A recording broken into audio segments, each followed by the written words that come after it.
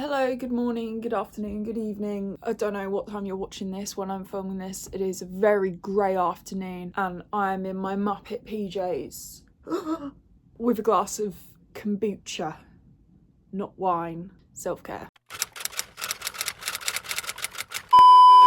And another thing is that today I'm talking about something that provides me with a lot of mental self-care, and that is talking about boy bands and my childhood and my pre-teen years before I went on to my teen years and everything went to shit. You may have seen that Simon Cowell has recently put another boy band together. I say he's put another boy band together. He didn't exactly put One Direction together. It was Nicole Scherzinger that suggested that One Direction got put together and he just stole all the credit. Anyway, you will have seen that he's recently put together a boy band called December 10, supposed to be bringing back the classic British boy band, and he is absolutely raging, supposedly, because the debut single has stalled in at number 72.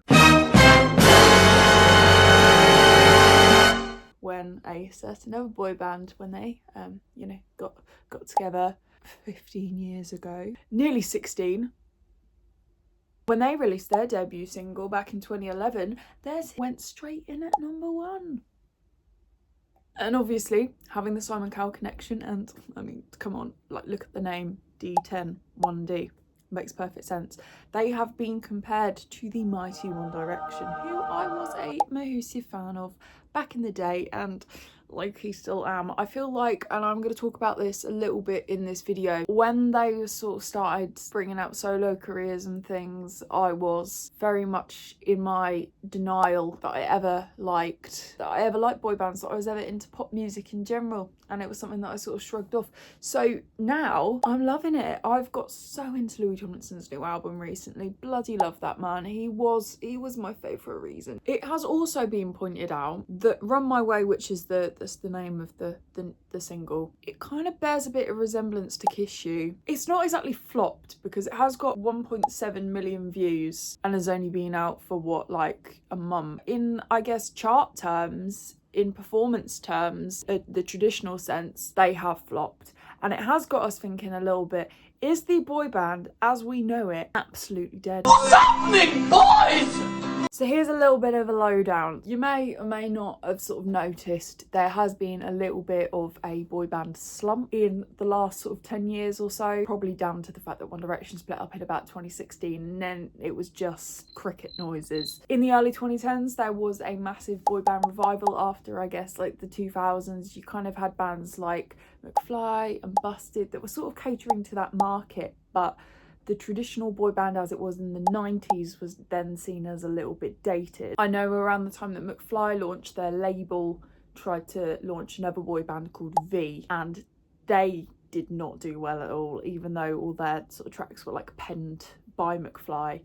Blood, Sweat and Tears is an absolute banger though. And you also had Blue as well. Blue were probably the most successful band of that time, but even then they were a little bit more R&B, a little bit more streetwise, a little bit more outspoken, if your name's Lee Ryan. But then in the early 2010s, this started to become a little bit more popular. JLS had been on the X Factor in 2008, released their first album in 2009, and released a follow-up in 2010. In 2010, we also had the introduction of The Wanted, who were my first bands that I ever latched on to. Then a few months later, after their first single, One Direction came along, stole their thunder in 2011. They then released their first album.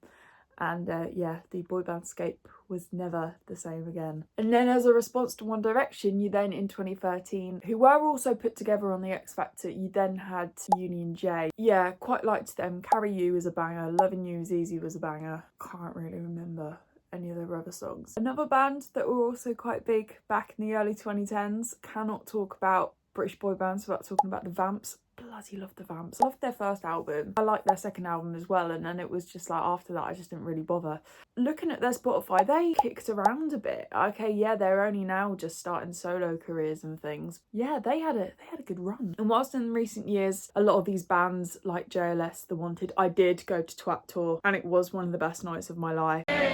She can dance, but who cares? She looks like Rihanna. As much as, you know, these bands have been reuniting, they're not really for the target audience of today's teenagers. I think the equivalent of me going to the Wanted reunion tour was a bit like people trying to get tickets for Take That back in 2006. I have watched the new Take That documentary as well and I bloody loved it. So yeah, absolute niche for the current generation of teenagers. And somebody else has spotted this, Simon Cowell. In June 2024, sensing a kind of a gap in the teen pop market, he announced that he was putting together a brand new boy band. Now, Simon Cowell is very synonymous with the whole manufactured pop market, as they like to call it. He is basically the Willy Wonka of the pop industry. He's kind of been passed the bat from like the hit. You had like the Hit Factory in the 80s, and there's like Pete Waterman like now gets brought on to like every single kind of pop show.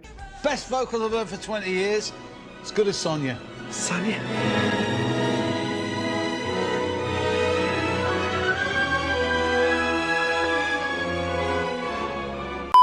Which is quite funny because Pete Waterman was in fact there for the auditions. So he is like his protege? No, what is it? His successor, there we go. So Simon Cowell is basically the Pete Waterman of the 21st century. And like Pete Waterman, as I will explain a little bit more later, Simon Cowell's got a very dated view of the music industry and the way that things are marketed. In fact, he's now got a whole team around him, as shown in The Next Act, which is the TV show on Netflix. I did watch it and I did love it and I did binge it. I am going to talk a little bit about, I guess, how to market a boy band in 2026, but yeah, he was a little bit clueless in places. It's not the 90s anymore, Simon. It's not really even 2010. I mean, 2010, even then, social media was playing a big factor. It wasn't as big of a deal as it is now. You know, One Direction fame would have been nothing without Twitter. Twitter was kind of like, One Direction were like the first band to really utilise Twitter. And before then you had like bands trying to get big off MySpace, etc. What's happening, boys? So teen media has basically vanished and it breaks my cold dead heart. I loved a magazine when I was a kid. I loved Disney Channel. I loved a boy band. All of those things, they're basically gone. I once saw a tweet that the reason why like preteen girls, like 9-10-year-old girls, are so desperate to act like 16-17-year-olds is because they didn't have a One Direction. And my god, is that so true. I look at my 9-year-old self and I look back at her and I think she was so desperate to grow up. Like I wanted makeup. I wanted to dress like how all the cool girls in like the magazines I was reading were. And to be honest, I was like having to actually fight for those magazines. Actually, my mum used to have to read Shout Mag before I got it because she thought I'd learned something inappropriate in the problem pages. But I was also still retaining that childhood innocence by, you know, acting out, I don't know, like EastEnders with my Barbies. Like, You can't tell me what to do, you ain't my mother! Yes, I am! had a whole soap opera going on with it. The highlight of my week as a child was getting my weekly magazine. That was like my little treat that I had. It was that, and waiting for Mana Mana to come on Simon Mayo's Drive Time on a Friday at 5 o'clock.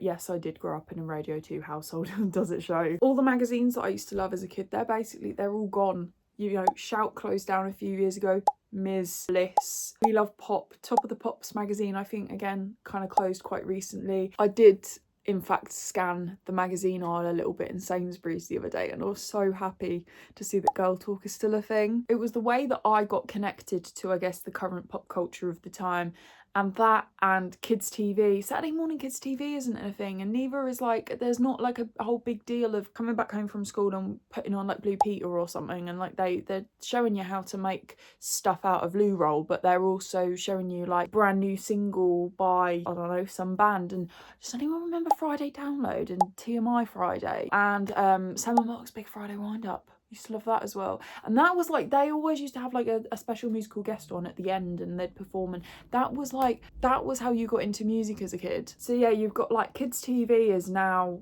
just on the down low. All kids TV is kind of streamed. Disney Channel kind of shut down because of Disney Plus. Everything that would have been on Disney Channel is now on Disney Plus. And the only place that you can really market to kids now, or the new kids TV, is TikTok. Not to be like a Karen, but you know, like you have to be 13 to sign up to social media. Having said that, and I think I have talked about this already, one of the reasons why One Direction took off in the way that they did is because of social media. The reason why they got worldwide success very quickly is because of Twitter, which is why I don't really understand why Simon Cowell took the approach he did originally. What's happening, boys? Like I've already mentioned, he's a little bit backwards, bless him. Having watched the next act, I've kind of come to terms with the fact that without people telling him what to do, doesn't really know how the industry works now.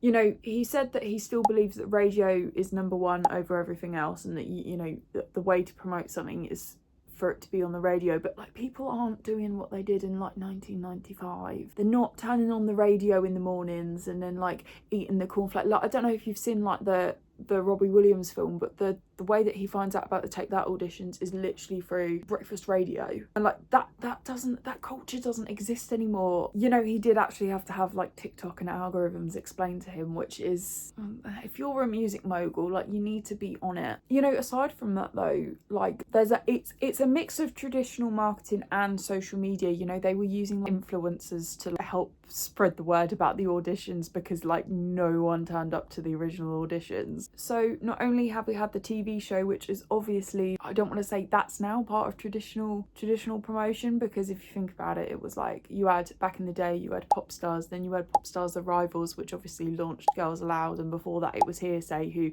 we all know were absolutely massive for 15 minutes and then just were on a downward spiral from then. JLS were obviously on X Factor, One Direction on X Factor. The only boy band that were in the 2010s that I really think were like a proper traditional boy band route was The Wanted, because although they were put together by a talent agency, they did do what December 10th have done, which is they did school tours. That was a whole big thing. Take That did it back in the 90s. Again, this is one thing they kind of went into detail on in the documentary, and also 911 did it. It's really weird because school tours are always talked about as like being a really big thing for like up and coming pop acts. I can't remember ever having one come to my school. Like I remember like in primary school we had the Zimbabwe grassroots people, and they were like, oh my god, we loved them. They used to get us up dancing and doing like conga lines around the assembly hall. I remember seeing like the amount of shit, and I will, again, this is one thing I will get onto, but the amount of shit that they have got for doing performances in school assemblies is like, it does make me laugh, because I think people need to realise like there's a lot of bands that started out that way. They've also collabed with some influencers. When I say influencers, I mean the bloody Spud Bros. What is it with jacket potatoes on TikTok? Like, I don't get it. I genuinely, I don't understand. I understand the jacket potato is a humble food. Everybody loves a jacket potato and beans. If you don't like a jacket potato and beans, there's something seriously wrong with you. But it's just these people that make loads of money off selling jacket potatoes for a lot more expensive than they should be sold for. And they stick a head cam on, film them doing jacket potatoes for people, and they get millions of views and quite a lot of dough. So they've done a collab with the Spud Bros. So this is like the equivalent of like Blue doing a personal appearance at Spud You Like. Does anyone remember Spud You Like? Use this on Live Aid, do you remember? Again, people absolutely slated them for this. They're like, why are they doing it with Spud Bros? Oh my god, this is so weird. Look, they've got security already. Oh my god, there's actually people turning up to this, which is another thing. They, from the get-go, from like the release of the show, there were fan accounts being made. Now, I don't know if this is their record label that is doing this, because I know that there's this whole big thing, or this big myth, that a lot of fan accounts for bands are actually made by record label execs to boost traction, and that's really weird. Can you imagine being catfished? Like, you make a fan account, like an actual fan makes a fan account, and then they get chatting to people, making, you know, fandom friends, and they're like, oh, this feels nice, like, you know, I'm finally connecting with other people, you know, everyone gives me shit in real life, and turns out it's actually just some bigwig, some bloke in a suit at a record label. But you go on TikTok and there's already girls that are just dedicating their lives to this band, and they've only been around for a couple of months. They're doing live streams, the band are joining them, the band are doing live streams, which reminds me so much of like when One Direction first started out and they used to do Twit cams. I mean, they seem to have done pretty well. They've just sold out their first tour. They're currently on tour in a tour bus that reminds me of, do you remember like back in the day on X Factor when it was the final week, the road to the final, and at the end the semi-finalists that had got through to the final, they'd set off on their own little personalised bus that would had their like face on the side of it,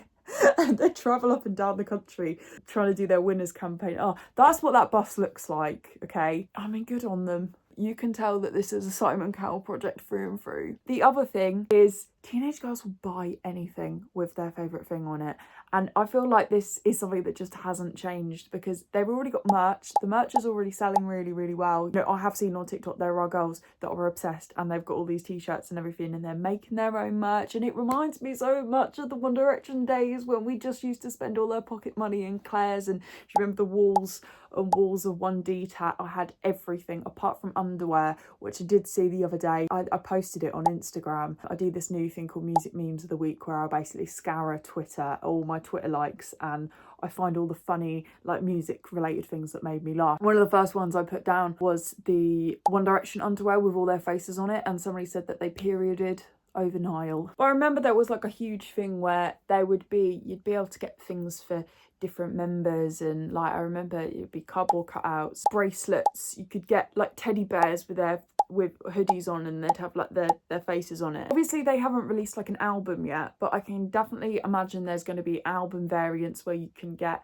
a member on a cover and collect all of the covers, and that will be another way of them getting #1. The reason why album variants exist is so they can boost charts and sales, and they've also leaned into the whole K-pop thing, and there's one thing that you can get which are little photo cards. Now photo cards I don't really think were a big thing when I was younger. Like I don't remember collecting photo cards. I used to collect the stickers. Do you remember the One Direction Panini sticker albums? I used to have them. So that's kind of like the new thing, but photo cards actually I guess come from the whole K-pop thing, which is another thing I'm going to get onto because there's been quite a lot of debate and a lot of talk about these guys because all the K-pop fans are basically beefing them. On this tour, they've also, I saw a clip, they started to bring fans on stage. No, not fans, fan. They will bring one fan on stage every night. And my first thought was, oh my god, it's like the Wanted with Heart Vacancy girl. Or like, there's gonna be one less lonely girl, which was obviously Justin Bieber, but he's not a boy band, he's a singular artist. What's happening, boys? So yeah, that does lead me on to talking about the whole K-pop thing, because obviously in the K-pop sphere, boy bands reign supreme. They have done for the past, I guess since One Direction split up, that's been the main focus because they're the only real kind of boy bands that we have. However, K-pop, as much as it has tried, it hasn't really hit the mainstream. Like, it still feels very niche. I know you go into HMV and they have loads of it. I know names like BTS get chucked around. BTS, I feel like they are the biggest boy band on the planet. They still are. I think they probably will be for the next few years, especially since they just sold out Wembley, sold out multiple stadiums across the world. They've just come back from their national service, which obviously is providing more momentum for their careers at the moment because it's like a big comeback. But to me, and I think to a lot of other people, especially British teenagers, it seems a little bit otherworldly. And I know there's going to be some people that are going to say like, well, One Direction were massive in Asia. I think it was it Boy Bands Forever where they were talking about how massive 911 are in like Vietnam and Malaysia. Like they are huge over there. They were like how Take That were over here. 911 were like that in Asia. But the thing is, people in Asia, in Asian countries, they learn English at school. So they are able to then relate to the lyrics because they know what they mean. They understand it. I know so many people have talked about how One Direction helped them learn English. And I think that's so nice that they had that. But we don't learn Korean in school. We learn like how to say, I want to go swimming in French. I can't even tell you how to say I want to go swimming in French. And I don't want to say K-pop seems less authentic because I know I have friends that love K-pop. But I love a bit of manufactured pop music, I'm not gonna lie. But like it's a lot more extreme over there. They're sent into these like schools. It's like bloody, do you remember that CBBC show, School for Stars? It's like that, but like more extreme. Like everything is controlled. The diets, their fitness regime, what they do, their image has to be pristine. You know, there has been attempts to kind of compete with the K-pop industry in the UK. There was a BBC Three show called Made in Korea, which is where they took a load of British boys over to Korea to basically go through K-pop training school, and it was brutal.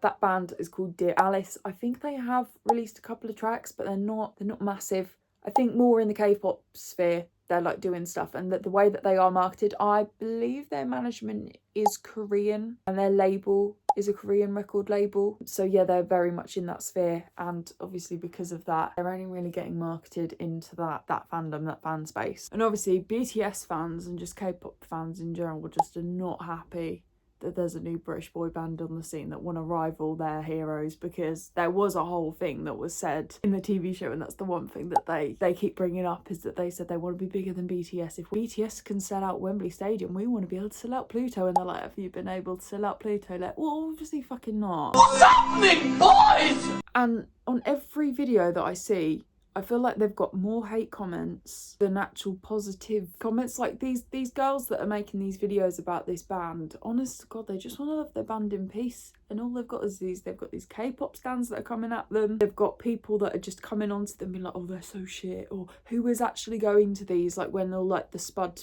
Bros meetups were happening, and like even the tour dates, the fact they've sold out the tour dates, it's like, who is buying these tickets? Well, teenage girls, obviously. And that is the last bit of this video that I want to talk about, is the fact that I feel like with anything that is targeted towards teenage girls, anything that teenage girls really, really love, there are going to be people outside that demographic being really fucking nasty. And that is something that I feel like is never going to change. It was a thing with One Direction, it was a thing with Justin Bieber, it was a thing with JLS, it was a thing with The Wanted, it was a thing with Take That, it was a thing with like Bros back in the 80s. And even before then, you know, there were probably people that were bitching about like the Beatles, like saying like, oh, they look like girls, they sing like girls. In fact, there were. I like their music and the way they dress and their hair and their looks. They look like girls to me. They do not. Basically, anything that teenage girls love, it then gets downplayed and people just say it's shit. Yeah, granted, to some people it might be shit.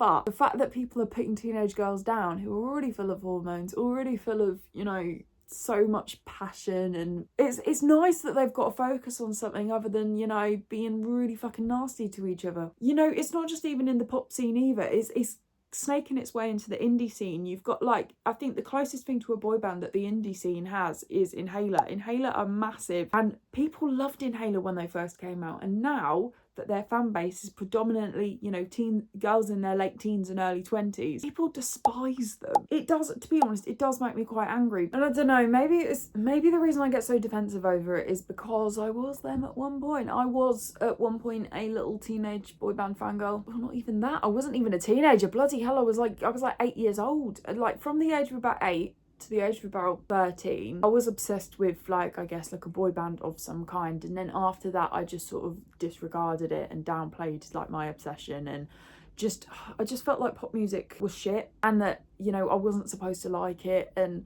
I kind of played into that, and now I bloody love it. And yes, I was victim to, and let me know if anybody else used to do this, or used to have people do this to them. You'd have people come up to you like at school and just be like, oh my god, have you just heard One Direction died? They died in a car crash. And I'm just like, really? Where are you finding this out? Like, people just used to come up to me and say, or like, you know, there's people just out of the blue just be like, One Direction is shit. And I was like, cool, okay. But people just love to hate on things that young girls love. And I know there were so many girls that also didn't love boy bands, and they would take the piss out the girls that did love boy bands, because I think they thought they were cool and that they were edgy because they didn't like all the other stuff that all the other girls loved. And to be honest, I think a lot of it was probably internalized misogyny, because I think that's the reason why I didn't love, or when I got into my teen years, and I was very internally misogynistic. I think because I was a bit chubby, ginger, greasy, just everything that you don't want to be when you're a teenager. I think that's one of the reasons why I really struggled, is because